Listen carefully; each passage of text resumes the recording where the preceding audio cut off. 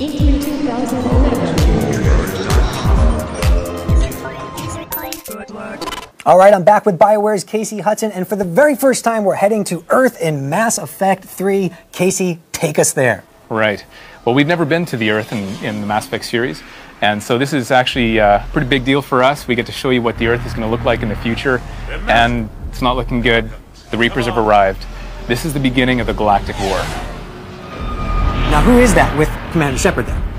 So up ahead is Captain Anderson. So that's an example of one of the key characters that have been in the Mass Effect series before. He's kind of your mentor, your moral compass, you know, so lots of other characters like that you might have seen in previous games are back. Pretty much all the key characters are in this game. But because this is the beginning of the Galactic Wars, this is also a really great place to start, because this is the beginning and the end of really all the biggest events in the Mass Effect universe, which, you know, I think you'll see in this scene. We're also, you know, telling this huge story, but also on a level that gets pretty intimate in terms of the emotional level we're going to. Well, let's take a look. Hey. It's okay. Everyone's dying.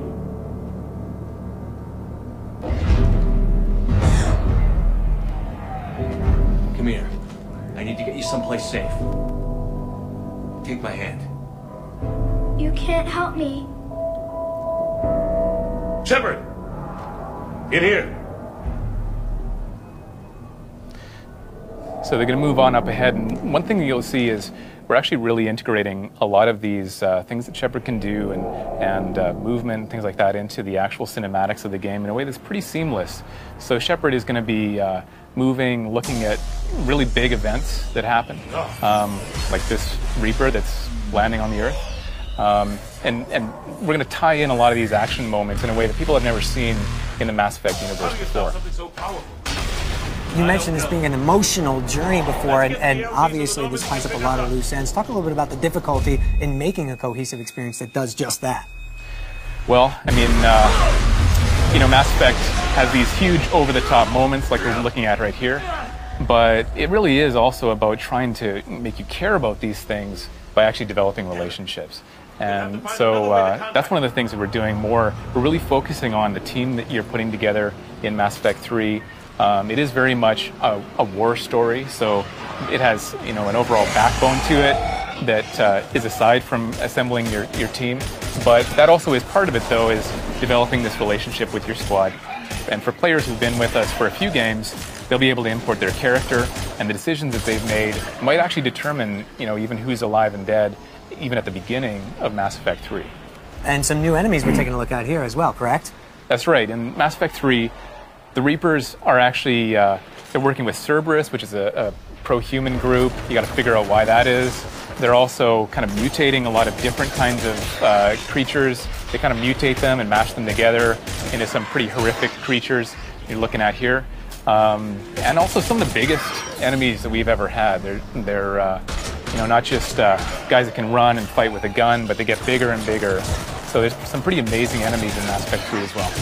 You mentioned Cerberus, and obviously the Illusive Man was a very integral character to Mass Effect 2. Making a return? That's right. The Illusive Man is behind all the stuff that Cerberus is doing, of course, so you'll be able to figure out more of that stuff as well. Excellent. And what's happening here, Casey? So Anderson and Shepard are looking to escape the planet somehow, trying to get to Normandy, and you know, they're fighting for their lives, but they really need to get picked up. Right. Replicating that sense of urgency that you had in Mass Effect 2, especially during the beginning part of the game, was that difficult to try to trump what you did in Mass Effect 2, which so many people recognize as being completely epic? Yeah, I think we knew that we wanted to start strong, and this is really the strongest, biggest opening we've ever had, and it just gets bigger and bigger from there. Mass Effect 3 has these massive moments, but again, they're really rooted in a lot of the emotion and the big payoffs. So even something like you know, just fighting it out, trying to survive, and then having the Normandy come in, you know, that's one of the things we're trying to capture, but it just gets bigger and bigger from there. And what do we have there? So we've got the Normandy, so it's an opportunity for Shepard now to get back together with at least some of his friends from the past. All right, well, I know you guys delayed it recently, but there's a firm release date. When is Mass Effect 3 coming out? Mass Effect 3 comes out March 6, 2012 on Xbox 360, PS3, and the PC. All right, we got some familiar friends as well. That's right. You can see Ashley there, and I've got the Normandy, so Joker's probably inside, and they're ready to go. Very exciting. We appreciate your time so very much. Thanks for showing us Mass Effect 3.